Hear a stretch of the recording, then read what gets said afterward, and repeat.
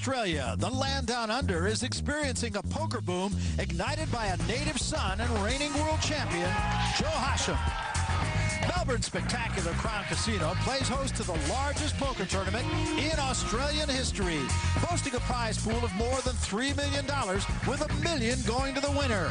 Recognized as one of the world's premier tournaments, the event has drawn the biggest names in the game from around the globe to compete with the best from down under and see who'll come out on top in the partypoker.net Aussie Millions.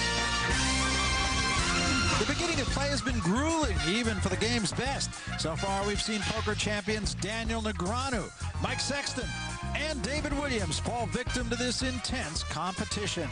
Amsterdam's top player Marcel Lusk went all in against the legendary Phil Ivey and didn't survive. Tonight, Ivey heads back to the main table, hungry for more. He'll face off against cowboy Kenna and his big chip stack, as well as World Series of Poker bracelet winner Kathy Liebert. It's the partypoker.net Aussie Millions.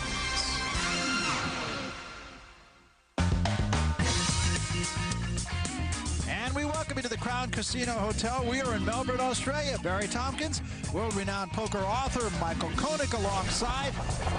And let's take a look at the chip count where we stand right now. Jerry Fitt is our chip leader ahead of Kenna James and Phil Ivey. And then a pretty big drop down to Kathy Liebert.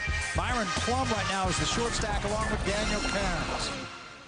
Well, everybody, of course, has to be looking at Phil Ivey, arguably the best player in the world. Kathy Liebert's not going to be odd, though. She's played plenty of tournament poker with Phil and just about everybody else in the world. And let's remember, this is still fairly early on in the tournament.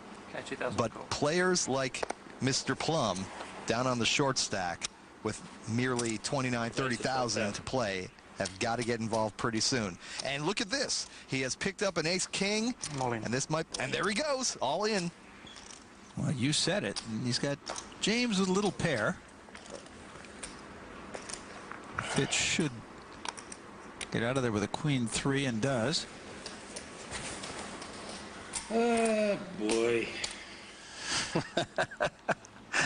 Oh, man, for experience. I'm going to call you for experience. Hopefully you got slick.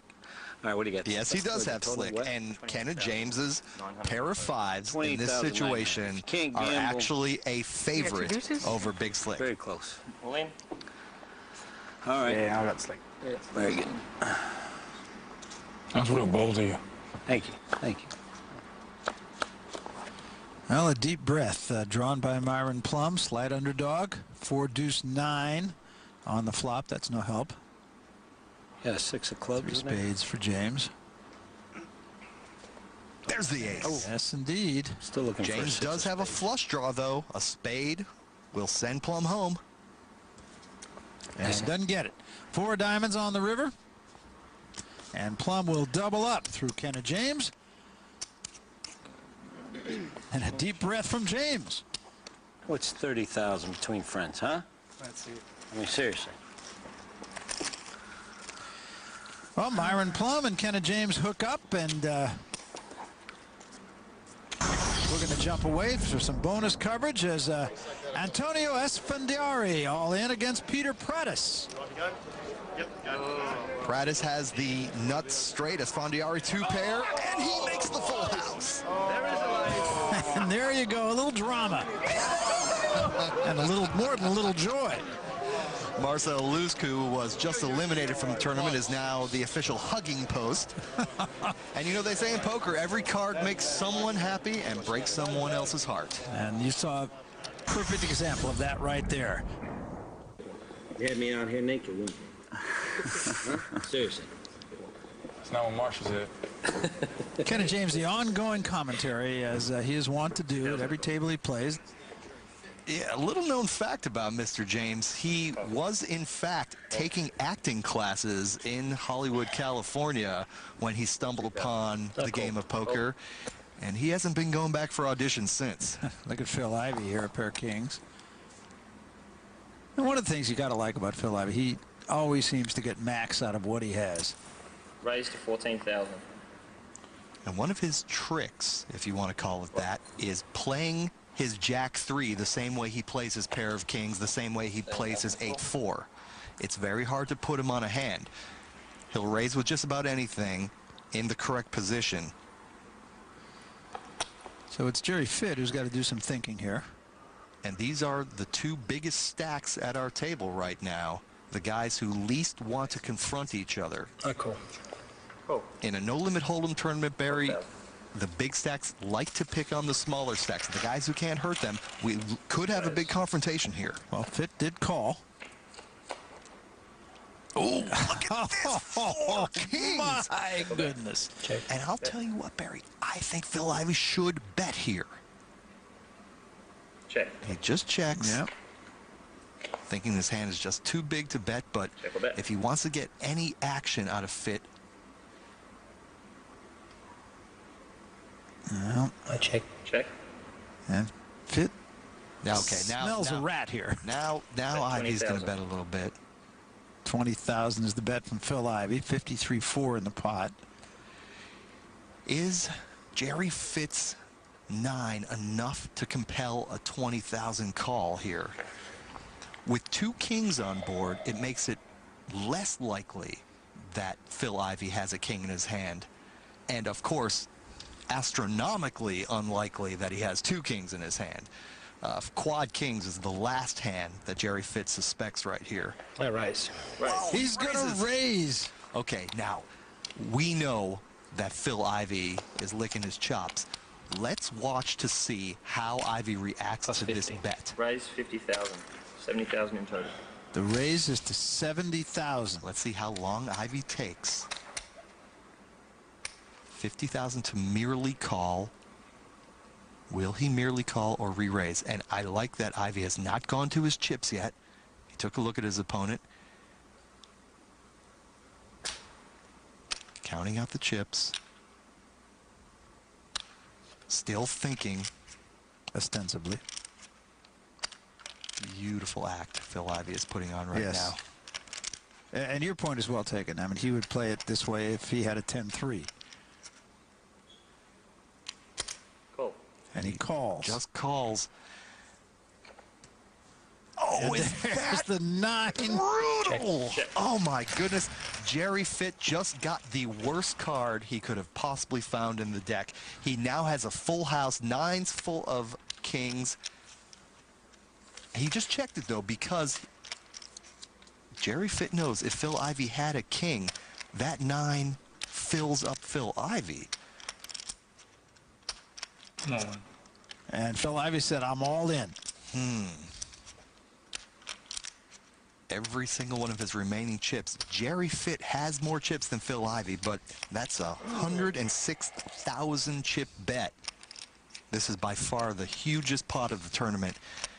And Barry, that kind of bet, that all in there, to most players it would look like a guy who doesn't want to get called, and that sometimes can influence a player's decision. When you look at a guy who doesn't want to get called, you call him.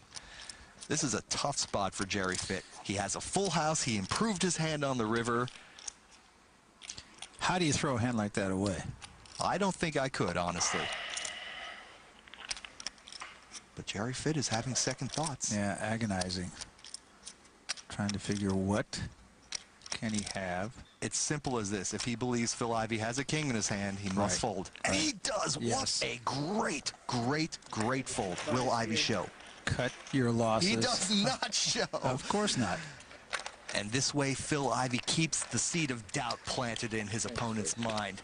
The guy called a big raise on the turn. He improved on the river, and he'll never know until he watches our broadcast. And there's no question about it. Right now, Phil Ivey is playing this table like Jascha Heifetz plays the Stradivarius. The partypoker.net Aussie Millions are brought to you by partypoker.net, the world's largest poker school.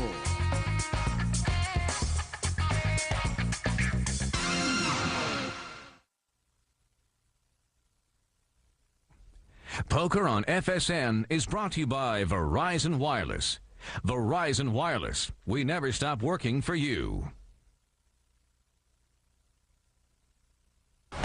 Welcome back back to the partypoker.net Aussie Millions. Now let's take a look at the structure for this year's tournament. We start with 418 players, each putting up $10,000 for the buy-in.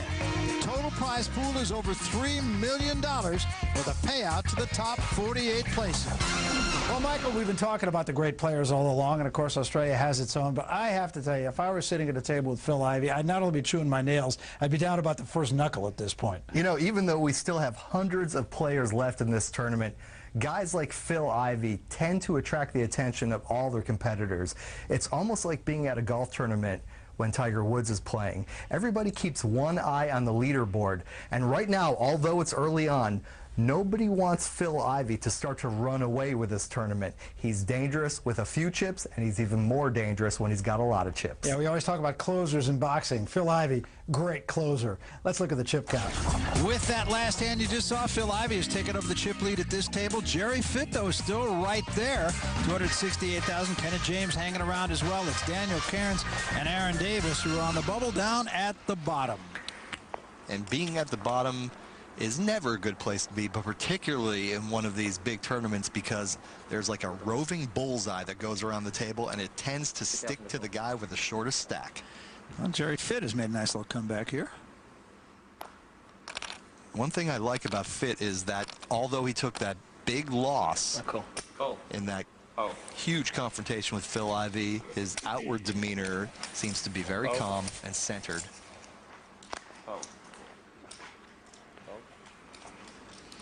See if Plum goes with him here. He will. 1,000 more to call. Oh, man. This is exactly what the short stack Cairns needed. All in. All in. He just throws his hands up, says all in. What am I going to do? Yeah. I gotta play the pocket rockets. Yeah. And this is actually a pretty easy call for Jerry Fitt, simply because his opponent only has an additional 23,000. The pair of jacks figures to be a favorite against a lot of hands. I'm all in. All in? And the ones that it's not, he still has a fighting chance with the pot odds he's getting. He moves all in. That's good. And here's the confrontation. And whoops, Fitt finds one of the three hands that jacks are in fact an underdog to. So Cairns can smile and Fitt can only say, I'm not running in great luck right now. Fitt is hoping for a fish hook right in the lip. Another jack on the board. Didn't happen. Pair of eights and a queen. Real nice flop for the short stack Cairns. On a 4 on the turn. One of the two remaining jacks. Hoping against hope as a 7 of spades comes up on the river, and Cairns will double up through Jerry Fitt. Aces and eights. So Cairns now with twice the chips he had just a moment ago. He's going to be around for a little bit longer, it seems. We take you outside now to a little bit of bonus coverage. Mick Stanton, you're looking at him right there against Julius Coleman. The dreaded aces versus king matchup. What do you think I got, Gaz? You're too smart. You're too smart, Benson.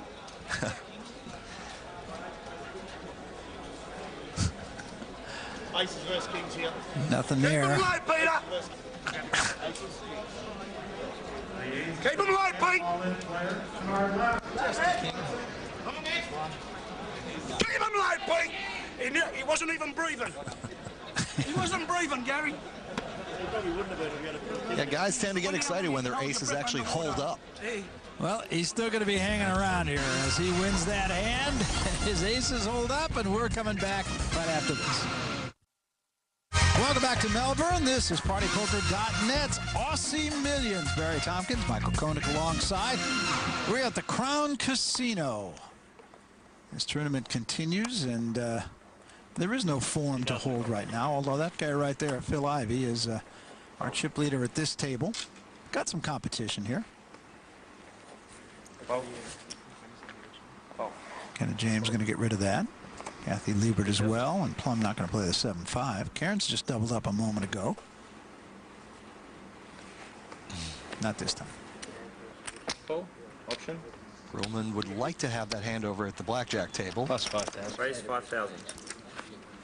But he is in the small blind. It will just cost him half a bet. However, Jerry Fitt in the big blind behind him raises the price 5,000 more, and Grillman says, okay, I'll double down. Hoping for a 10. On the flop, ace 6, 10. It has actually improved its bottom pair. 10,000. 10,000. But he acted before the flop as though he did have something like an ace in his hand, and Grolman believes him. Yep, good enough to win. Found someone I can beat. So Jerry Fitt has been playing very steadily here and didn't get down when he lost that huge hand we saw a few moments ago to Phil Ivey. Bonus coverage now. Paul Gianfrido is all in against Cody Slambo. You got to like a guy named Slambo, don't you? Yes. Yes. Well, Mr. Gianfrido cannot keep a poker face. You know, as we get closer to that big prize at the end of the tournament, those emotions tend to be worn on the sleeve, especially when you're Italian. Meanwhile, back at our main table, 2,000 to call. play has been very good at this table. Kenna James looking at 9-7. You realize those things someday. Oops. Is that a toupee? Huh? Is that a toupee? Seriously? Is that what? Is that a toupee? He's begging at me, man. What I do? Uh-oh.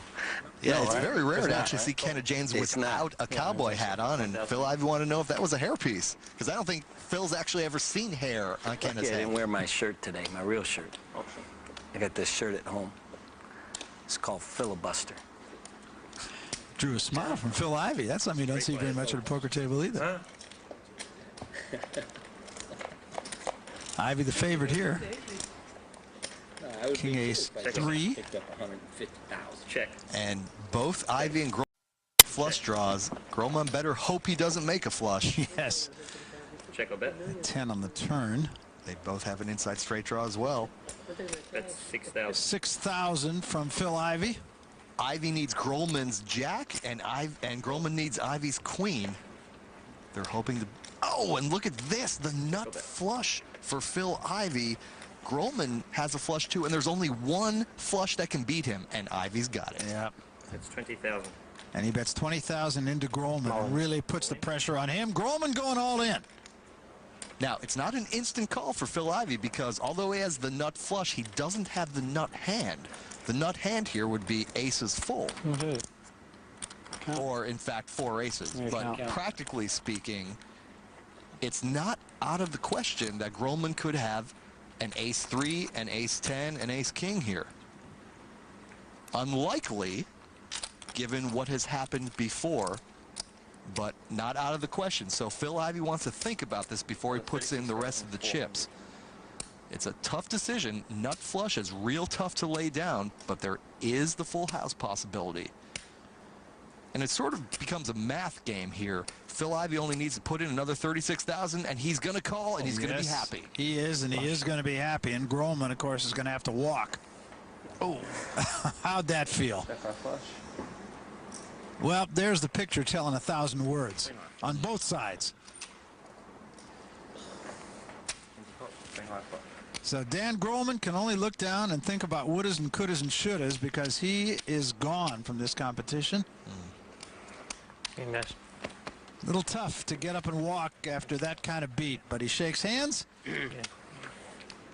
Phil Ivey does not change expression. They come and they go in the world of Phil Ivey, and in this case, Dan Grolman is gone. And we'll take a walk as well. This is the partypoker.net Aussie Millions.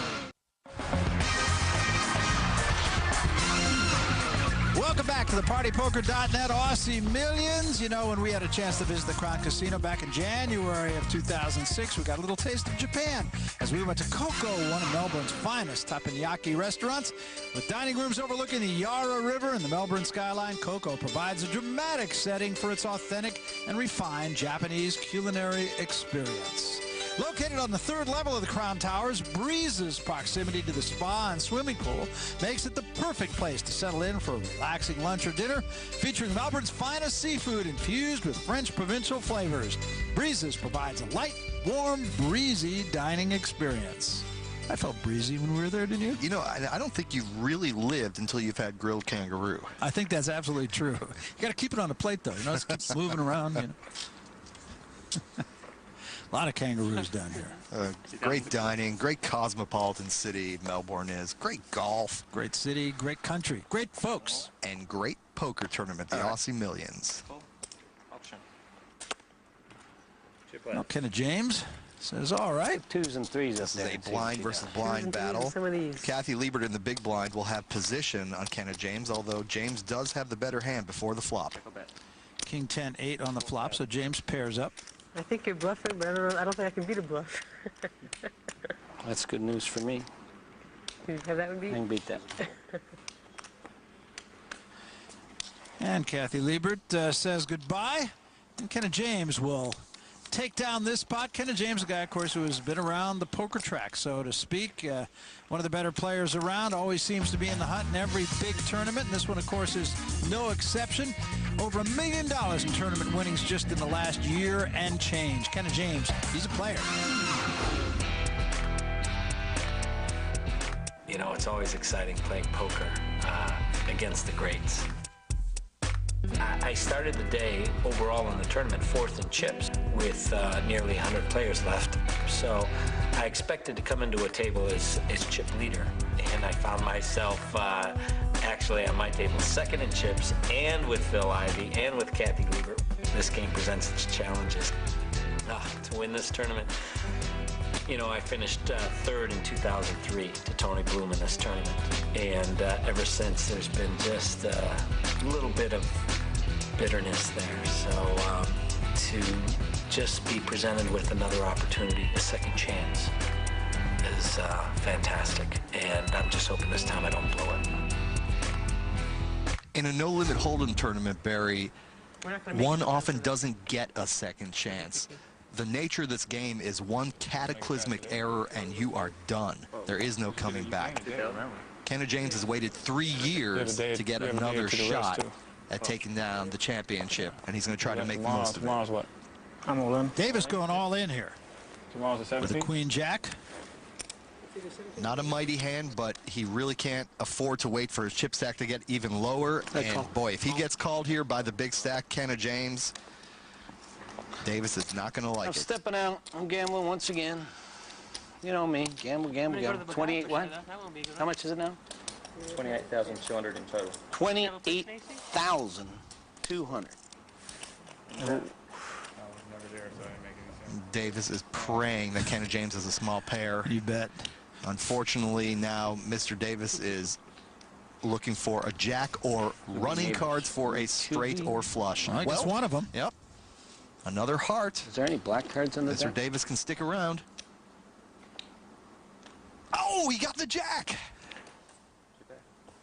Yep, that's what it is. 2 pair. Does Davis realize he's won the hand? Yes. He's not getting up out of his chair. Wow. That says it all. And it does force a smile from Davis, who was very impassive. Kenna James finishes 2nd. Not a good place to be in this game. Look at that in my head. Like the Larry game? Put me on a different table. Little bonus coverage now as Joe Hacham, World Series of Poker champion, is all in against Kevin O'Leary. 2 cards to come. Hacham a big favorite. Ace or king for O'Leary. Doesn't get it, and Hacham a hug for his brother Tony. Kevin, you're still in. Kevin, you're still in. I believe Joe might. I think he's still in. Joe may be the short stack. He will continue in action here. We will too, but we're going to jump off the track right now. We're coming back to Melbourne right after this.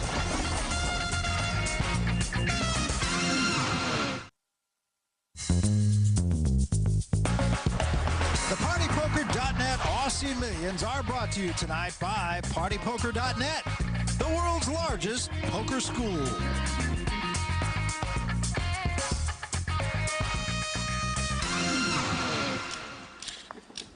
I don't know, 20 million people think I wear a toupee. I don't have this hat on. Well, if only our ratings were that high. Yeah, that's right. And he's the only guy in the world that's gotten Phil Ivey to smile twice at a table in a single night. I'll tell you that. That's an accomplishment. I think so. Queen deuce for fit. He's going to get rid of that. Ivey tosses away the queen 6. Davis taking a long look. Not too pleased with that.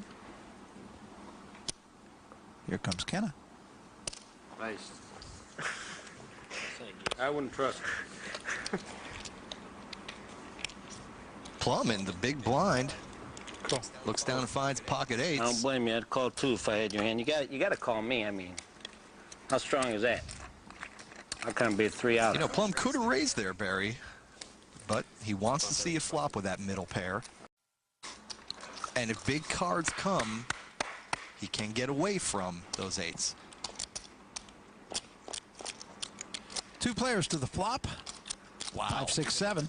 And I smell a confrontation. I mean, that's a great flop for a pair of eights. Open-ended straight draw, an over pair, but look what Kenna James has. Plum going all in here. Man, this is incredible. Son of a gun. How much is it? I like the play by Plum. He does have the best hand right now, but James is not that big of an underdog. 43,100. James, of course, with a flush draw. I feel like you got a hatchet and you're just on my ankles here. All right, 43,100. Counting it out. Open-ended straight draw for Plum. James looking at a flush draw. 2 overcards and an inside straight draw. A lot of odds here. I got to call just to try and change the karma here. 43,100. I call. Oh. So he's going to call, as he says, just to change the karma. Right. Hope you trip up. James wants Plum to make 3-8s. That would give James the top straight. James has a lot of drawing cards here.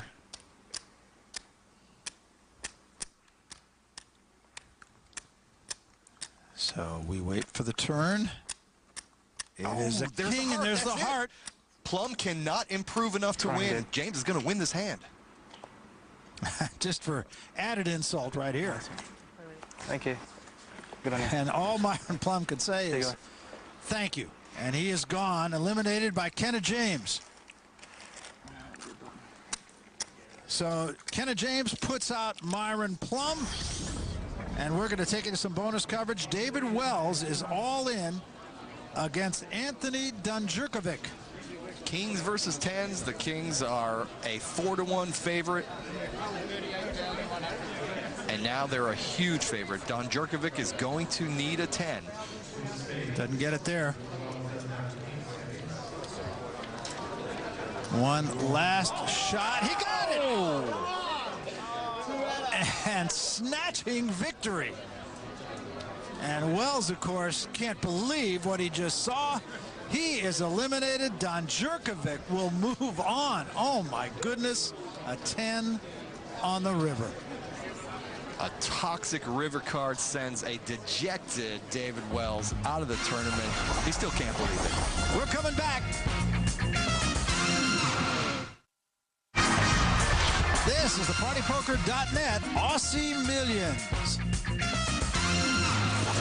I wouldn't say I'm a great poker player by any means, but playing party poker has taught me a lot about it, and I just continue to keep getting better and better. And I eventually hope I can play with these players on an even basis. So, yeah, I'm definitely going to keep playing party poker and play as many tournaments as I can.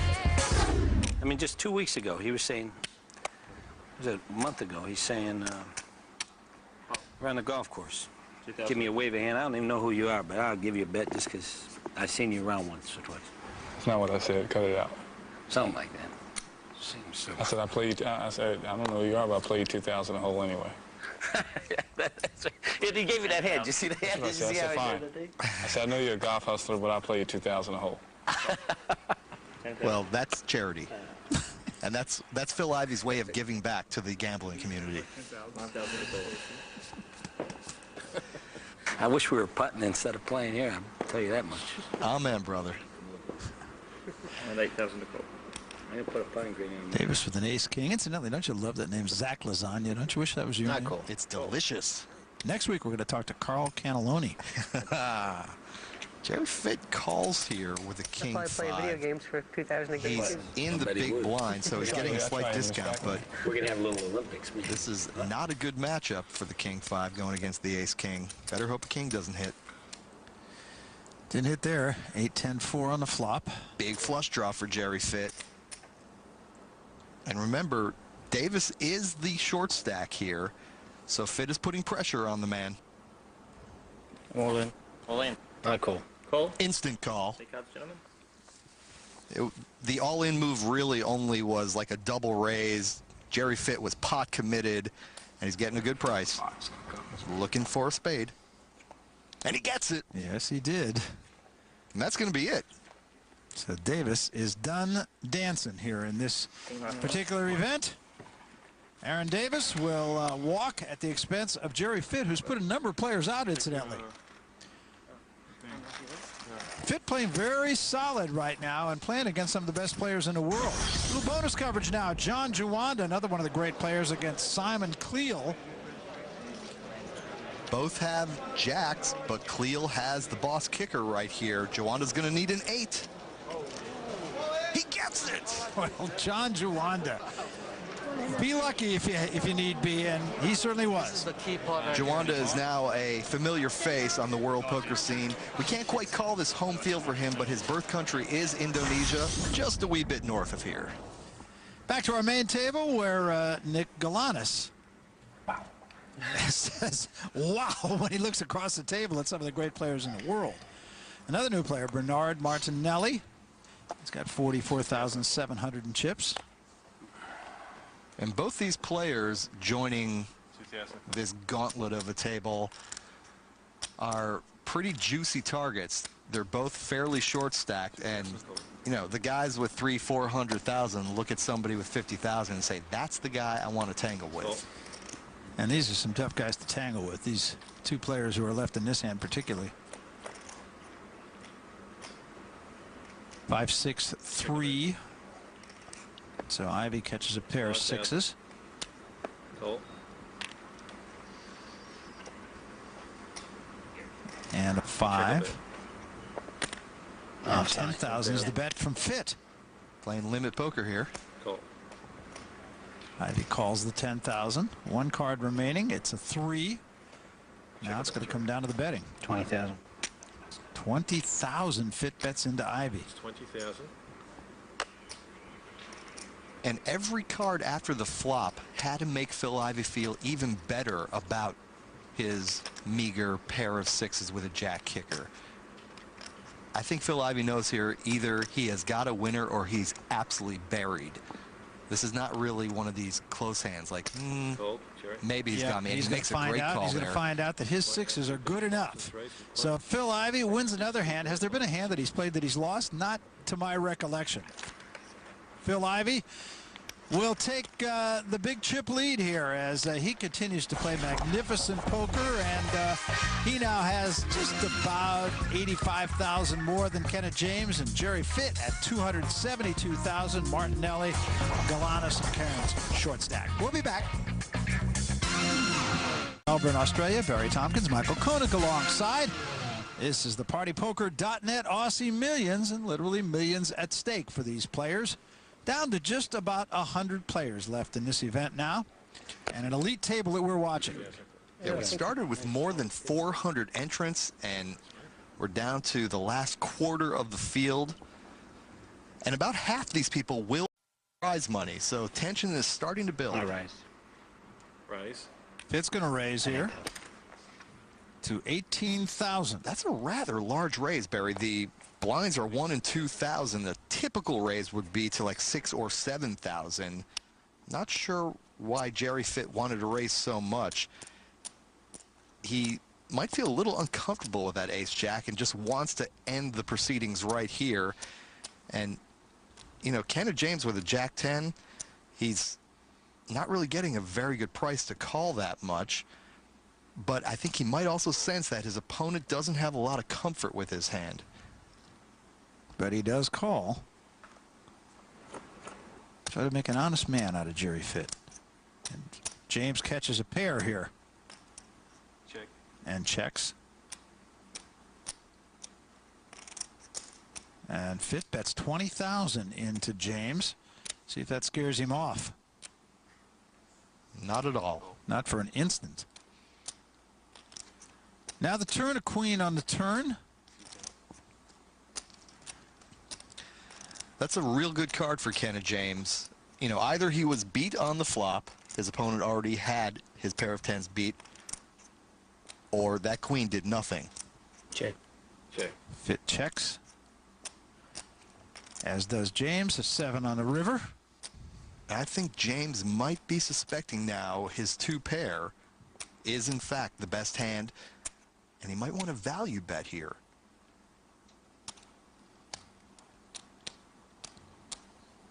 He's going to go after him. Yeah, and he bets about half the pot. That's a reasonable value bet. And the beauty of that bet, Barry, is if Kenna James gets re-raised here, he can get away from this hand. And wow, Jerry Fitt folds the ace-jack, and James, I think, knew all along he had the best hand, but deep down, he's pretty happy that he didn't get called there. He'd rather just take down the pot. That's the first hand I can remember Jerry Fitt playing, I don't want to use the word carelessly, but at least somewhat carelessly.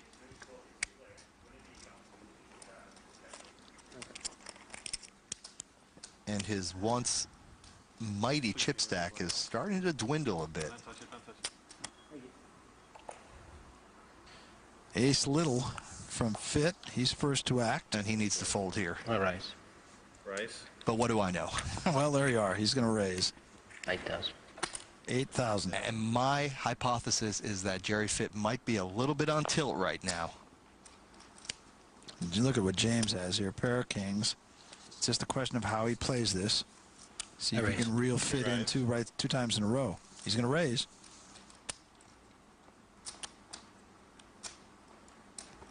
Fitt in early position made a standard raise to 8,000. James, that's another 40,000. So it's 48,000 total. Nobody else is going to want to play unless they look down and find a big hand. No. Jerry Fitt can't call. When the action gets back around to him, he cannot call an additional 40,000 with an ace-3.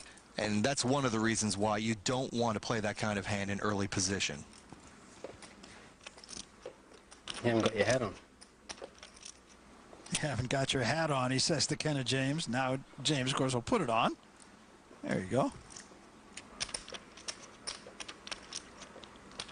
Onus is still on Jerry Fitt. And I think his decision has been made already. He just wants to see the two different looks of Kenna James. Chapeau and no. I think it's looking pretty much the same to him. He throws it away. So Kenna James has taken advantage of Jerry Fitt, has not blinked on 2 successive hands. And Kenna James will eat into that chip stack of Jerry Fitt. Tough way to make a living. Very hard. Well, it's been easy money for him the last 2 hands. We got a lot more poker to play here in Melbourne, and we're coming back. Don't go anywhere.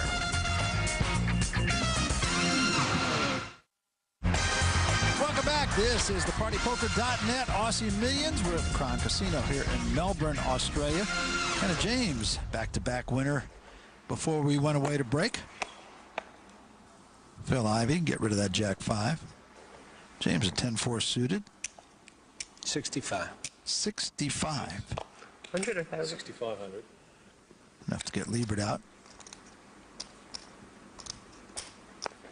Well, let's see what Martinelli does with this ace-10. We haven't seen Mr. Martinelli get involved in any hand yet. And the streak continues. Still won't, that's right. Cairns won't play either. Galanis gets out of the way. Well, Fitt has been the guy who has stared James down to no avail.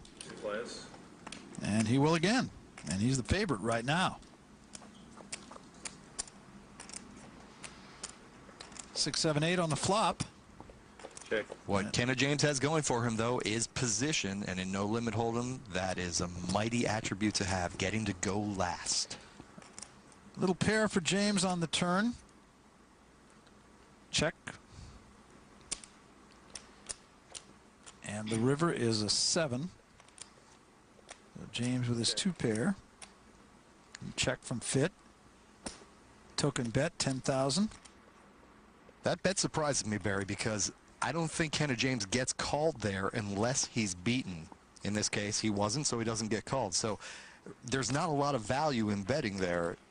the only way he's going to get called is if he's losing. Which he's not been doing. Kenna James has been on a roll. Let's take a look at the chip count. Kenna James has now gotten within 44,000 of Phil Ivey. Jerry Fitt is still hanging around at 221,000. Martinelli, Cairns, short stack, Galanis with 57,000. Liebert not much better at 62. What has been a tough table is about to get tougher. Jamil Dia, who was the 2005 champion in this event. And here we are in the Shark Tank.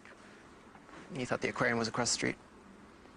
Galanis, who when he sat down at this table said, wow, has got to feel he's in a little more high cotton than he was. 8,000. Raise. 8,000. And Dia says, hello, gentlemen. Let's raise the price a little bit. And lady, excuse me. Yes, and the lady hasn't had much to play. And, you know, having, oh, there's an ace-king for Martinelli. Maybe this is the time that he wants to put those chips into play. He's going to raise, he says. Doesn't look like a confident player, does he? I'll go all in. All in. Sorry? All in. Yep, that's all in.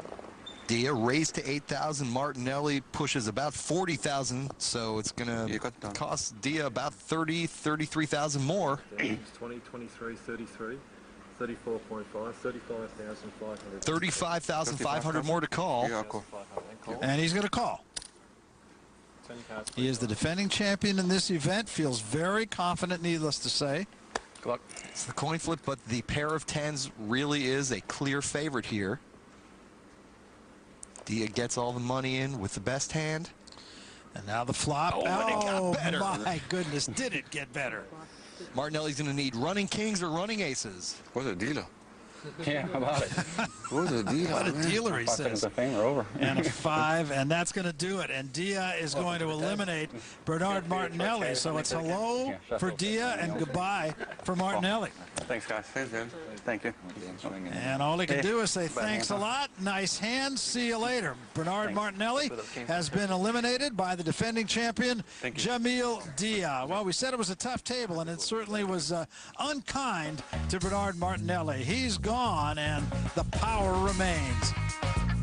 That's a wrap for us for this portion of the partypoker.net Aussie Millions. For my partner, Michael Konik, I'm Barry Tompkins. We'll see you next time from Melbourne, Australia.